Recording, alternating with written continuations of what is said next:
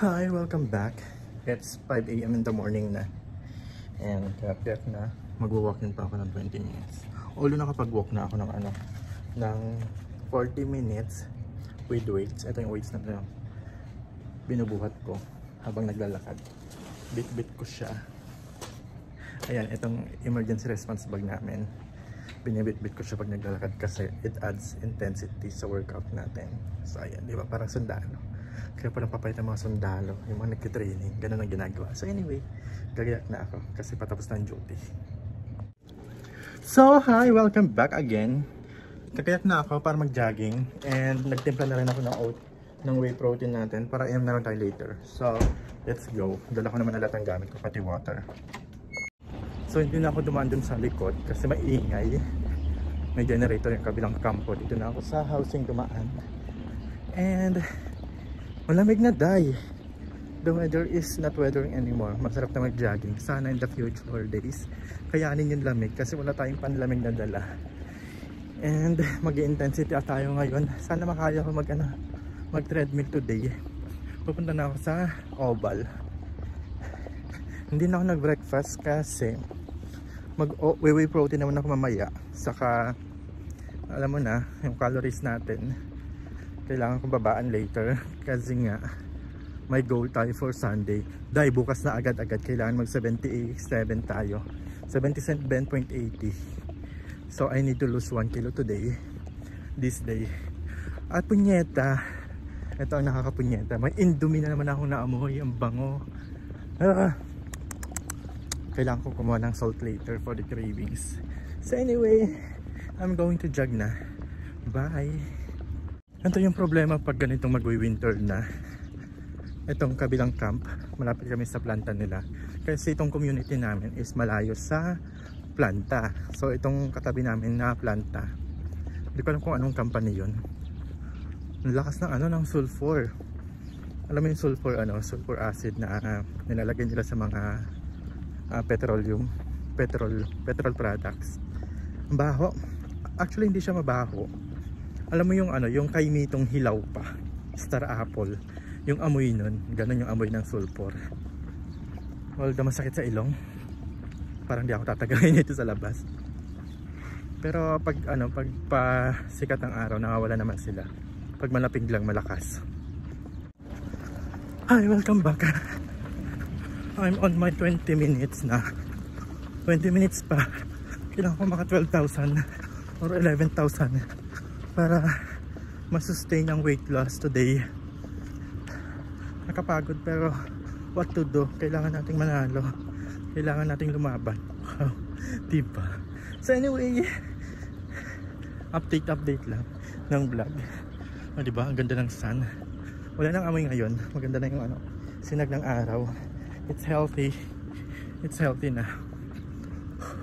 Nakalimutan ko na naman yung mouthpiece ko para sa breathing exercises. So anyway, 20 minutes pa, siguro mga 5 ikot pa. Sad news mga kumare, sarado pa yung gym. Nung oras na, parang ngayon lang ito nagsarado ng ganito.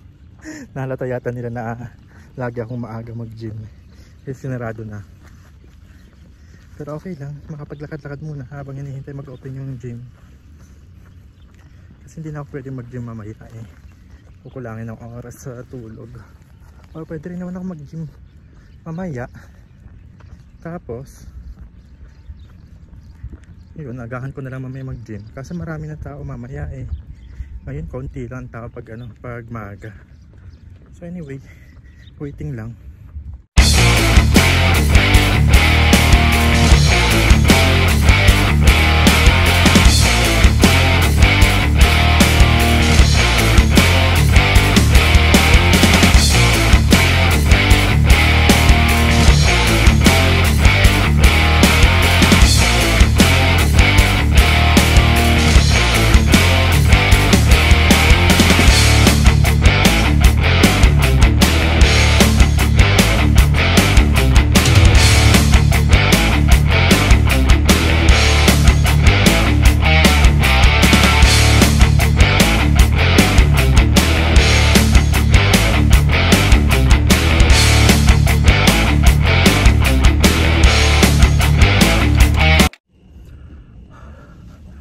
Hi, welcome back again.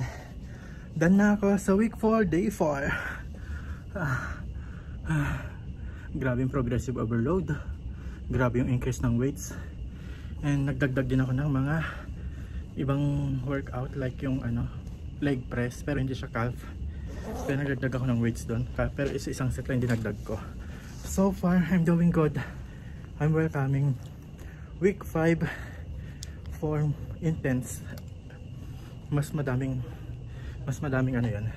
intensity. Pero ngayon, uwi na ako, matutulog. So welcome back. Pagod na ako. Diyos ko. Tapos bukas pahinga. Pero may walking tayo bukas. Tapos sa Lunes, week 5 na. Ang bilis. I want more weight loss. Tapos so ayun, magpapahinga na ako ng 30 minutes. Tapos maliligo na ako at makatulog na ng maaga-aga. Hindi ko alam kung ano yung wake up call namin mamaya. May lesson pala kami later. Hindi ko alam kung nakasalang na ako for sharing, pero I will ask pa. Anyway, see you later.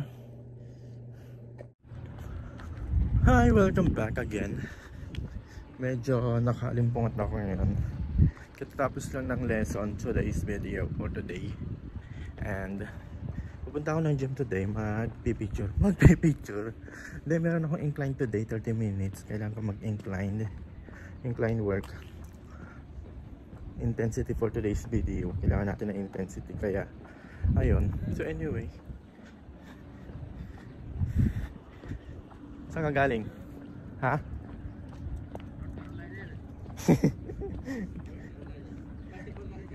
Hindi. Kuwan lang to. Sa Timo. Yung maraming sale. Tara na mag-gym.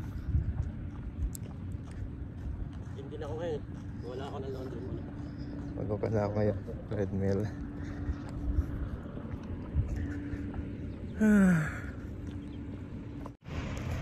So, hi, welcome back. Tapos na ako sa 30 minutes treadmill ko. It was inclined treadmill. So, ayun. Medyo nakapagpapawis na rin ng berber like. Pero in fairness, at nagpawisan ako done. The benefits of inclined is to increase the intensity of our workout. Kasi when you're working out for too long, hindi na effective ang basta cardio lang. So, we need some intensity, some heavy, ganon. So, ayun. Either mag-jog ka or mag-incline ka na lang. If ever mag-jog ka, syempre may mabilis din yon. Pero kung may intensity ka, kung inclined workout naman, treadmill, mas maganda rin naman. So recommended din naman yon. Walking with weights, like maglalagay ka ng mga barbell, plates sa dibdib. Kasi yung iba, di ba, nagsusuot ng weights, ganon. Or running. Or inclined nga, or mountain climbing, or staircase, ganon. Yun yung mga intensity pag cardio. So anyway, pauwi na ako and see you later. Gagayak na ako agad dahil magtitimbang pa tayo. Nakalimutan ko pa wala mag-vlog sa dining yung kinain ko kanina. Nakalimutan ko din mag-picture kasi wala tayong vlog kanina. So anyway, naka-duty na ako, nakapagpasa na ako ng vaccine report kasi may sending ng report for flu vaccine. May sending ng report every Saturday night ng flu vaccine. So nagpasa na ako and I'm so lazy to fix my hair. I let it just dry like this. Wala siyang anything. Hindi ako nag-shampoo. Walang hair supplement, ganun. Wala akong ipinahead. I just let it kulot and free from anything para ma-plancha bukas. So anyway, thank you so much for watching. Mag-e-end nitong vlog na to. And see you in the next day. Tomorrow. Meron tayong rest tomorrow. Bye!